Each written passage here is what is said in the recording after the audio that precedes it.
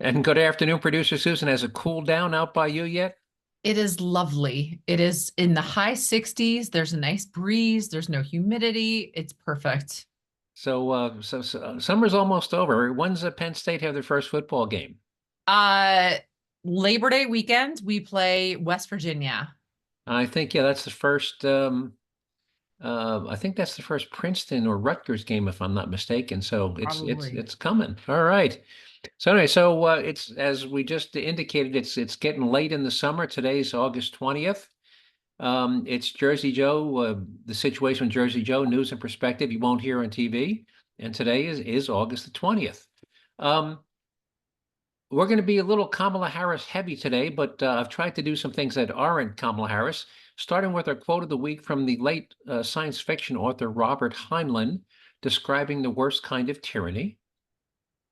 The stupidest thing I've heard all week could have been any number of Kamala Harris quotes, but I'm going to tell you about a study that came to the laughable conclusion that deer hunting is responsible for an increase in gun violence. Now, you're not in an area where they hunt deer, are you? We don't call it deer hunting. They call it harvesting where I'm from. Harvesting. According to this study, and I'll tell you more about it, deer hunting is responsible for an increase in gun violence. However, in a close runner-up, we'll play a clip of Vice President Harris trying to talk about her plans to end what she refers to as price gauging when she actually meant price gouging. Apparently, it's sad that she doesn't know the difference between gauging and gouging. I'll ask you later on if you know the difference between gauging and gouging, but we'll get to that later on. And another Kamala Harris clip, she explains why the U.S. should adopt the communist philosophy of trying to get everyone to wind up in the same place, regardless of skill, ability, or work ethic. That sounds like a great plan, right? No, Everybody winds up in the same place, regardless no, of skill, ability, or work ethic. So, no. no, you don't like that plan? I don't like that idea. Okay, well, we'll have her explain it to you. Maybe you'll change your mind after you hear her explain it to you.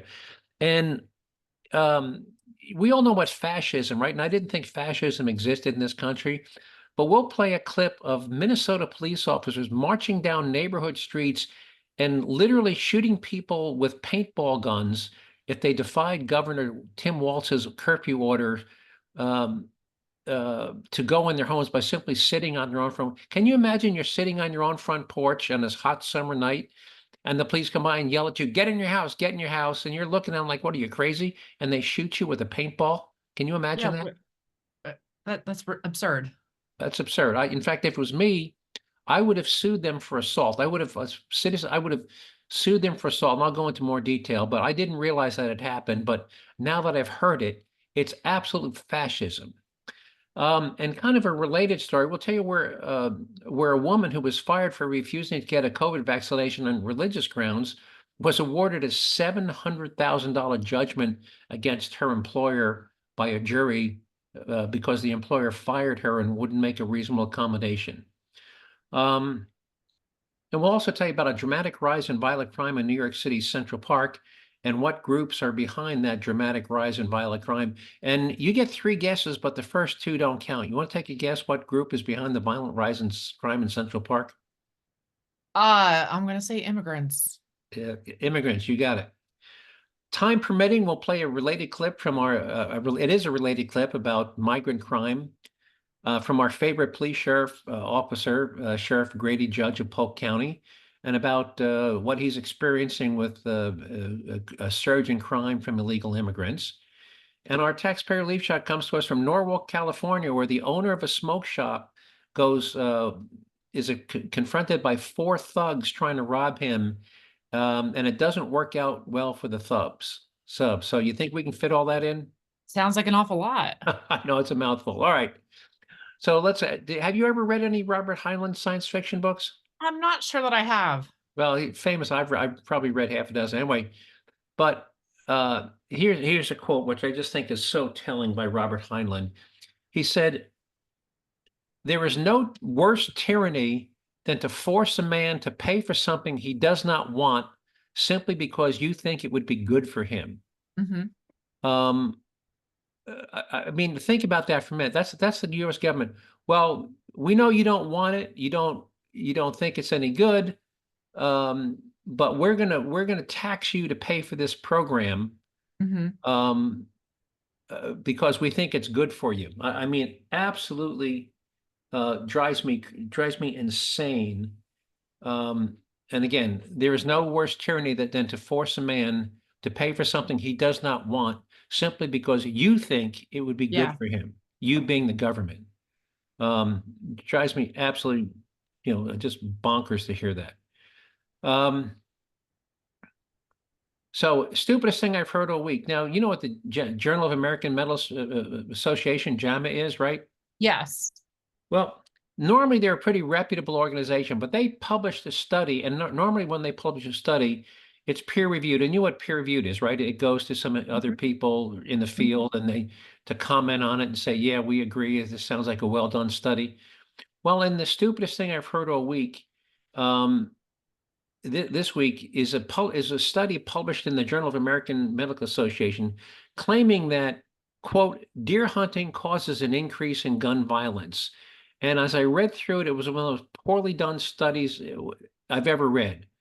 Um, it was funded, and by the way, it was funded by a grant from an anti-gun group that donated more than 1 million to the researcher's employer, which, by the way, was Princeton University.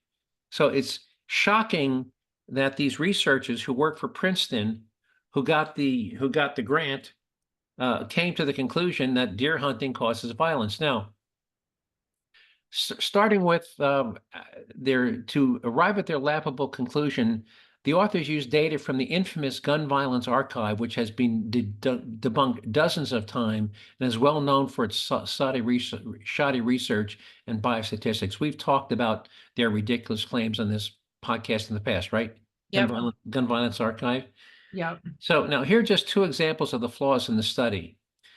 But by the way, the increase they found, what they did is they looked at the incidence of gun violence, which included suicides, by the way, per 100,000 people, and the difference they found was minuscule. It went from like 1.2 per 100,000 to 1.3. It was like minuscule, 1.2 to 1.3, and they only looked at, and that was the norm. So 1.2 was the norm, the annual norm, and then they looked at the increase during deer season and went from 1.2 average to 1.3. Now, did they look at now?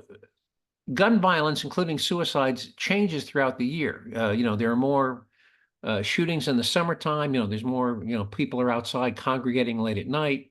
There are more suicides in the wintertime. So if you include suicide as gun violence, it is not constant every month. It changes seasonally. So did they look at the changes in that same gun violence rate in places where there is no deer hunting, like Washington, D.C. or Chicago or New York City? No, they just looked at these rural communities where deer hunting was a popular pastime and said, oh, look at that. There was a 0.1% increase in the gun death rate. Um, so, and did they look at the changes in other months of the year, like February, where there is no deer hunting? No, they didn't. They didn't look to see if there's any similar increases in February or March or April. So, this study is the most laughable, poorly done, laughable study I've ever seen. And for it to be published in the Journal of American Medical Association, not being peer reviewed, I'm just shaking my head. What does this organization come to? I mean, are they is is JAMA also anti-gun? I mean, what's your reaction to the reliability of a study like that? Yeah, I mean, they clearly need to look at all the different variables, like you mentioned, when is deer hunting season? It starts with Right, muzzleloader season in right, September, October, and rifle right, season in November. And right. And what happened to that? Was there any change in the gun violence rate in cities, in big cities where there is no deer hunting? Did they look at that? No. yeah. I mean, for all we know, the increase in, and by the way, deer season typically around Thanksgiving and families get together and there's family arguments. For all we know, the increase in what they call gun violence could have actually been greater in cities where there is no deer hunting. But no, Mhm. so they had no reference point. That's what I'm saying. Yeah. And they didn't look at any other seasonal changes in gun violence. So that's the stupidest thing I've heard all week, which was deer hunting causes an increase in gun violence. So, would you agree that was a fairly ridiculous? Yeah, they definitely need to clarify their variables for sure. Right. All right. So let me ask a question. Do you know the difference between gauging and gouging? I, I've heard of price gouging. I'm not sure that I know what price gauging is. Well, how about if you want to gauge the amount of gas in your lawnmower's fuel tank, Yeah, you can gauge the amount, right? How would you go yeah. about so gauging is a word, right? If you want to Yeah, gauge, gauging is absolutely a word. I probably have about a quarter of a tank. I'm gauging that I have a quarter of a tank in my lawnmower. right? Or or how much cereal you have left in the box, or how much milk you have left in the carton, right? You Yep, you can pick up a cardboard carton of milk and shake it and gauge how much milk is left in the counter, right? yep, absolutely. So, but if you were talking, if you were giving a talk on price gouging, even if the person who prepared your teleprompter speech misspelled it, Mhm. gouging, gauging, since Because you know what you're in all talking, fairness, they are very closely spelled. right, They're right, off by like one or two letters. right. So let's assume that the person who prepared your teleprompter speech Mhm. mistyped the word gouging as gauging, but you're Yep, giving a speech. It's your topic. yep. Would would you say gauging, even though you knew you were going to be talking about gouging? No, probably not. All right. Well, here's Vice President Kamala Harris talking about what is supposed to be price gouging. It's her topic. And here we go. So believe me, as president, I will go after the bad actors.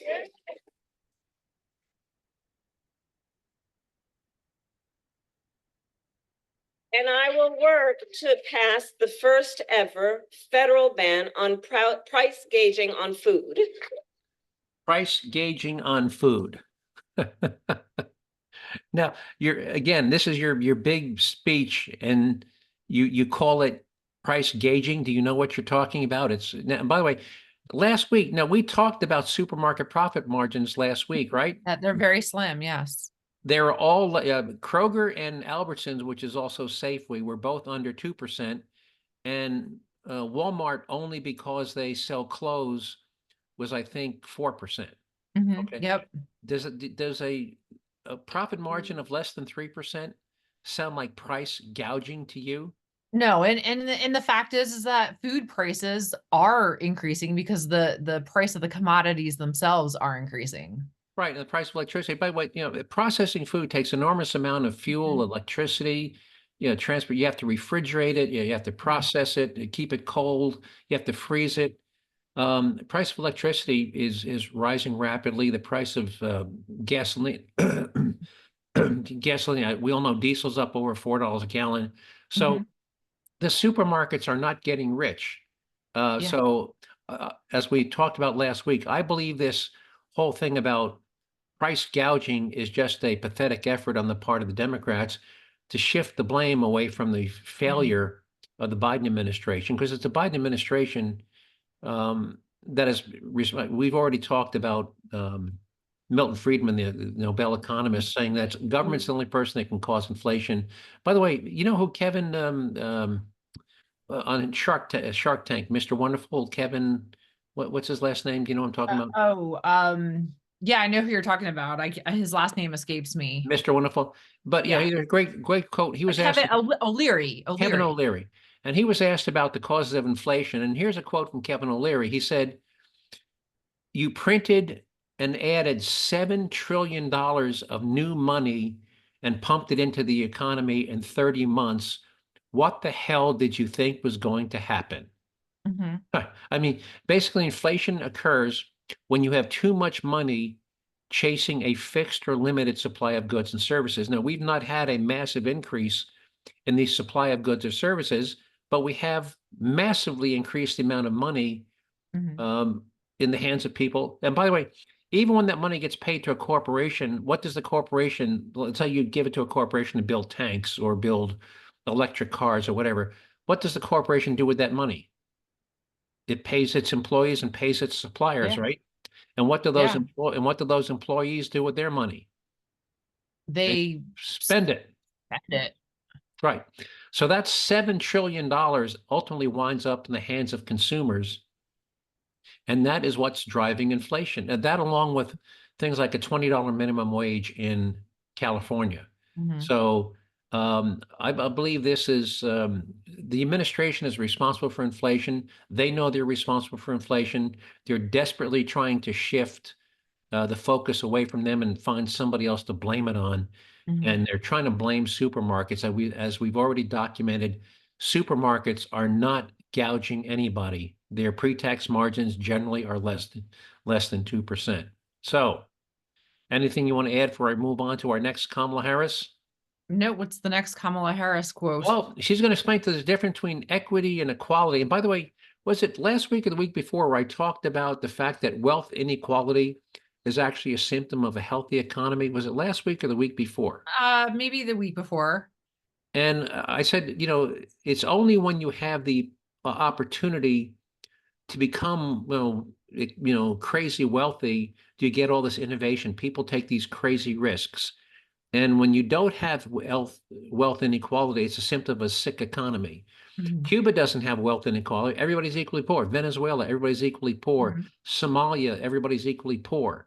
North Korea, everybody's equally poor. So it's Mhm. only where you have wealth inequality is a healthy thing, but not if you're a communist. So here's Kamala Harris explaining why she wants everybody to come out equal without regard to talent, ability, or effort. So here we go. So there's a big difference between equality and equity. Equality suggests often everybody should get the same thing. Well, that often assumes everybody started out in the same place, as opposed to equity, which is everyone should end up in the same place.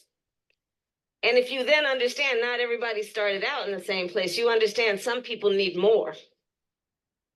So we all end up in the same place, right? So she wants everybody to end up in the same place. Mhm. Republicans want everybody to have the same opportunity.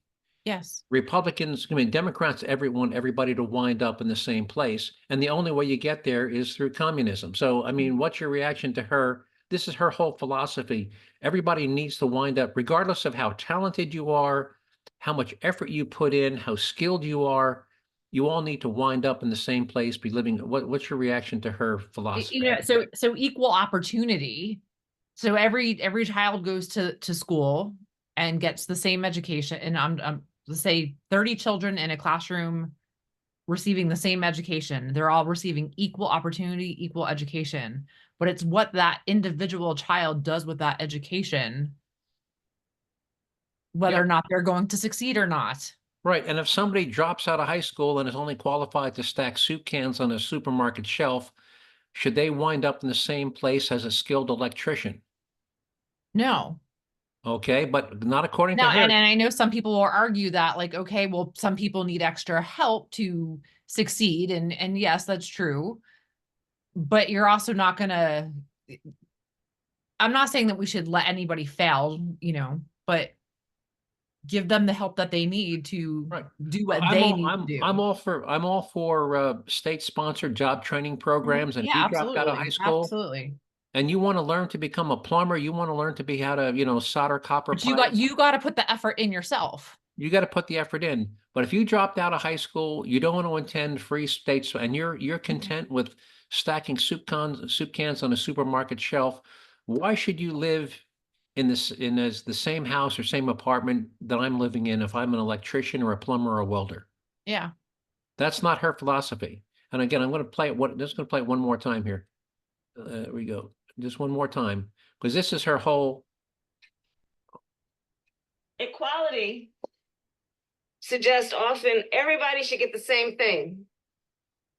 Well, that often assumes everybody started out in the same place, as opposed to equity, which is everyone should end up in the same place. And if you then understand not everybody started out in the same place, you understand some people need more. So we all end up in the same place, right? Yeah, she wants everybody to end up in the same place. And again, the only place that has succeeded is Cuba, Venezuela, North Carolina, North Korea, Somalia. Mhm. That's where that works. Everybody winds up equally poor. And people need to make the effort themselves to help themselves advance, Yeah. given So the equal opportunities that we all are provided. yeah. So anyway, so she's an avowed socialist, and she apparently makes no bones about it. That's her. Mhm. So that's her bones. So moving on, let's talk about fascism, where the government controls every aspect of your life. So imagine you lived in a land where the ruler of that land sent the police down the streets of your neighborhood to enforce a COVID curfew he had imposed that was so severe you weren't even allowed to sit on your own front porch. By the way, but during the day, you could go to Walmart, you could go to a liquor store, you could go to all these other places where you can go to a grocery store. But once you got home, his curfew, you couldn't even sit on your front porch. And if you disobeyed, the police were authorized to mark you by shooting you with paintballs. Well, if you lived in Governor Tim Walz's Minnesota in May of 2020, you don't need to imagine it because you lived through it. Let me play you a clip of this is a resident, including what happened. And you can't see the video, but there's about 15 police officers marching shoulder to shoulder down the street of this residential neighborhood. And here we go. Look at this. They just keep coming. Oh, go inside! Get inside! Get inside! Get inside! Get in your house now! Let's go! Light him up! Go inside now! Get in the house! Get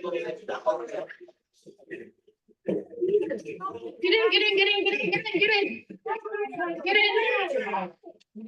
Oh, God, that hurt. You okay? Right on the fucking crotch. Are you okay? You got hit? I'm good. They're booked for that, dude. Did you hear the cops say light him up? Yeah. That means shoot him. Yeah. I'm gonna play that one more time. I was Like just seriously, what you gotta wonder, like in what country is this happening in? in the United States of America, Minnesota. One more time. Here we go. Look at this. They just keep coming. Oh, go inside! Get inside! Get inside! Get inside! Get in your house now! Let's go! Light him up! Go inside now! Get in the house! Get in.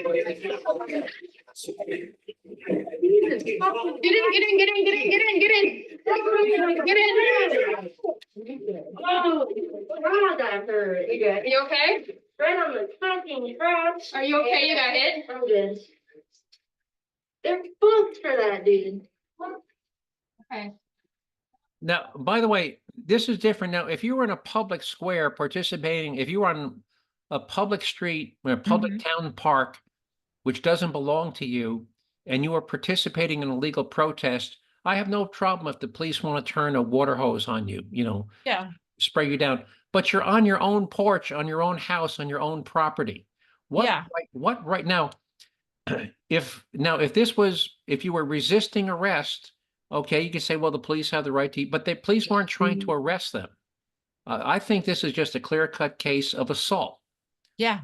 The pain, they shot him with paint. They shot these people with paintballs. It was painful. They weren't trying to arrest them. How is that not assault? Yeah. I don't understand why was this happening? Because the governor of Minnesota, Tim Walz, issued a curfew order that everybody had to be in their homes after you couldn't be out after sunset. Now I can see. And for those people who work second shift or third shift? I have no idea, but maybe there was exceptions if you were what they call an essential worker and you were a nurse on your way to a hospital or something or coming home. But he didn't want anybody on the street after sunset, non-essential people. So these people were literally standing on their front porch watching this cadre of cops. I mean, if you can see the video, there's like 15 of them, and they're coming down the street shouting at people, get in your house, get in your house. And when people didn't get in their house, they said, light them up. And they started shooting them with paintball guns, which are painful if you're not wearing the protective. I personally, if they'd have shot me, That's what I would have basically said, get in the house. I would have said, F you, a-hole. But, and after they shot me, I would sue them for, I would sue them for assault, and I think I would win.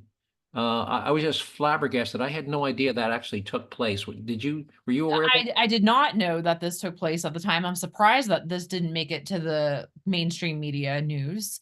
Well, It was my understanding that this happened because of it was a COVID curfew, which, I mean, being outside during COVID, that was like the one place that it was safe to be outside. right. And if I It can is be, outside, not in your stuffy home. right, and if I could be on my front porch, and I'm easily 30 feet from my nearest neighbor, Mhm. if I can be in a Walmart or a liquor store, or Walgreens during the day, what is wrong with me being on my own front porch? But, so remember, you can be in the grocery store 6 feet away. If I can be in a grocery Yeah. store 6 feet away, how is sitting on my own front porch 30 Mhm. feet away from my nearest neighbor, a danger to the community? I'm And in those early days of COVID, when we didn't realize what was going on, I mean, my girlfriends and I, we'd stand out in the yard, in the backyard, while our dogs played, because we were outdoors right. enjoying the fresh air with no threat that we were going to get Right. each other sick while we stood 10 feet apart. Right. You know what, I'm disappointed in those cops who actually agreed to. Yeah, that was very aggressive for a COVID enforcement. Yeah, I would, if I was a police officer, I would say, I'm sorry, I would, I believe these people have a constitutional right. I'm not going to participate. Especially to sit on your own porch, on Right. your own property. And be shot by, and again, this is easily 15 cops. You'll have the video. I hope you put it Yeah. on the website. So Absolutely, absolutely. how much time we got left? You got about 8 minutes. All right. So let's see what else I've got here. I do want to get to Sheriff Judd's clip. All right, let's talk about the woman. So a woman in Tennessee, she worked for Blue Cross Blue Shield, and she had valid religious reasons. I forget what her religion was, but clearly there are religions where you're not supposed to get vaccinations or blood transfusions. Yep. So she said, no, my religion forbids me.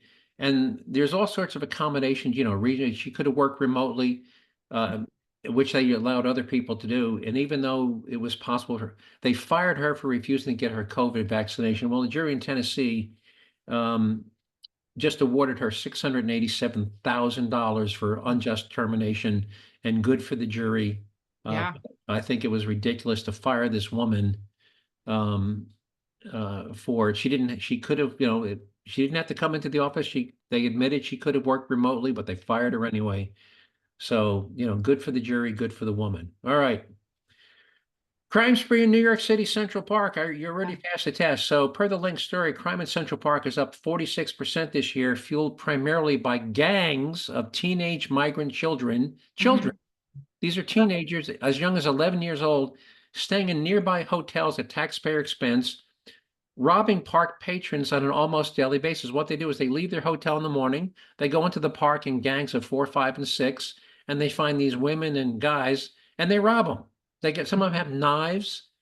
And this is what's happening. It's literally gangs of migrant teenagers, and I say teenagers again, some are as young as 11. Now, by the way, you haven't heard any stories like this coming out of Dallas, Texas. Do you know why you don't hear stories coming out of Dallas? Because I don't believe that Dallas is a sanctuary city. That's one reason. You know why the second reason?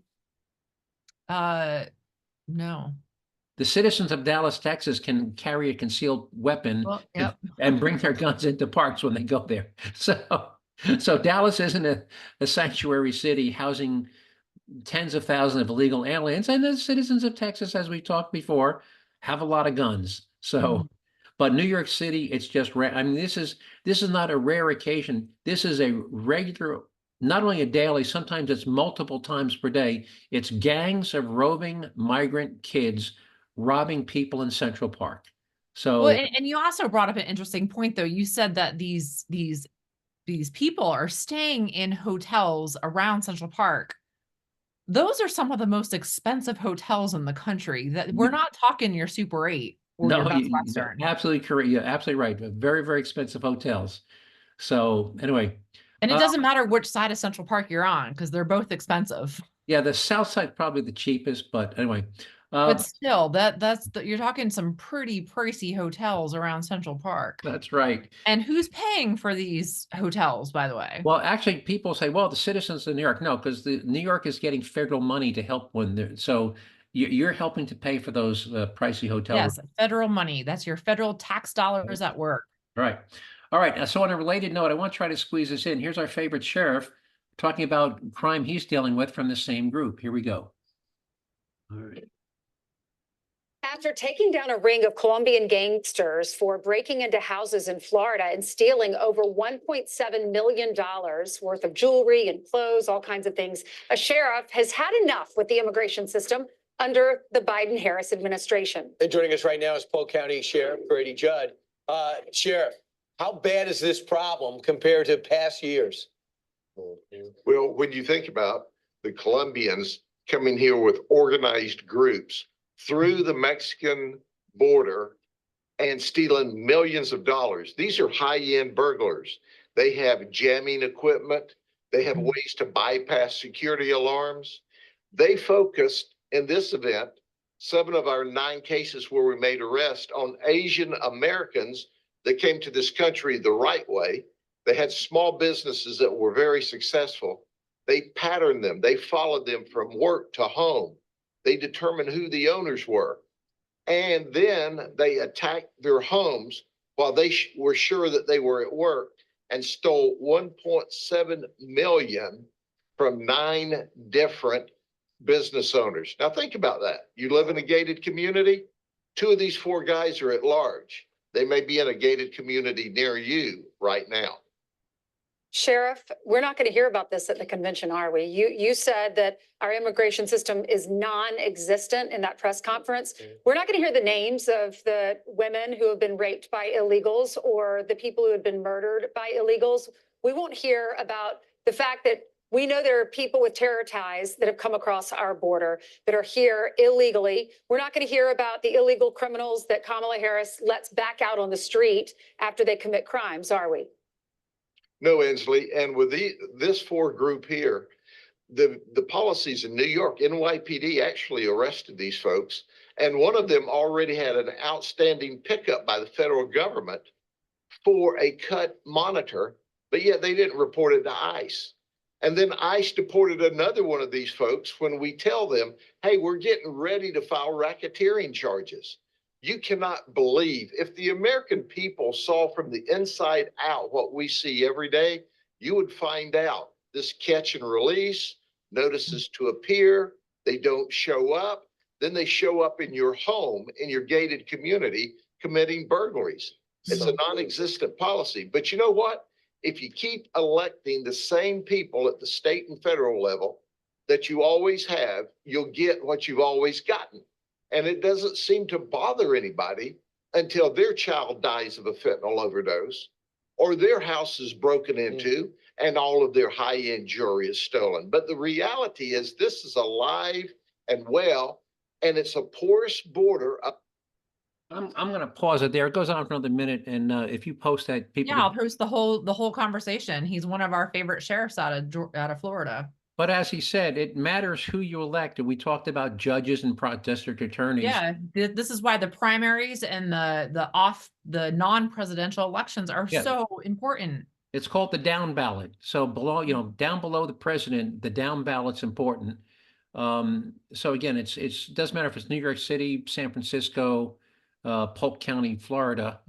Crime is surging, and we know why crime is surging. All right, I know we're running out of time, right? How much time we got? Yeah, we have less than 5 minutes. Oh, yeah, we only have a couple minutes left. Yeah. All right, so we're going to jump right into our taxpayer relief shot. Smoke shop owner in California. 4 thugs walk in and try to rob him.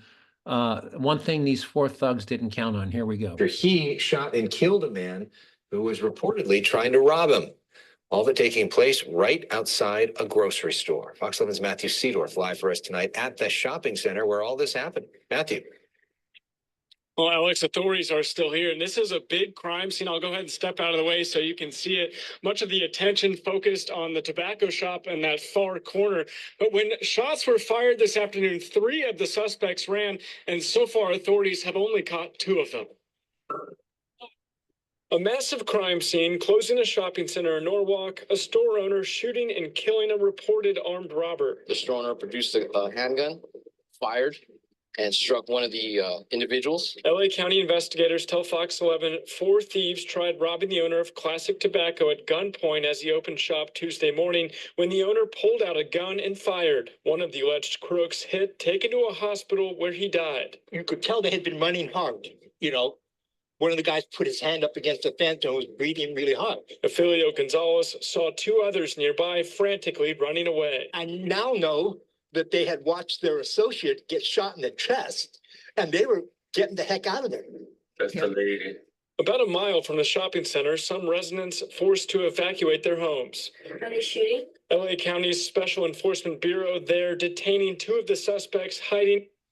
All right, I know we're running out of time. I'm going to cut it short. So 4 walk in. By the way, only 3 ran because the 4th one dropped, was shot and killed. And of course, others the don't other stick 3 around. always, the other 3 don't help their buddy, don't drag their buddy away. No, the other 3 just ran like hell, left their dying buddy there on the floor of the smoke shop. Anyway, anything you want to add before we sign off? No, yeah, the DNC is currently going on. It's some interesting speeches happening. You're absolutely right. So that's somebody watching that tonight. Anyway, I want to thank everybody who listened to the podcast for giving up 30 minutes out of your time.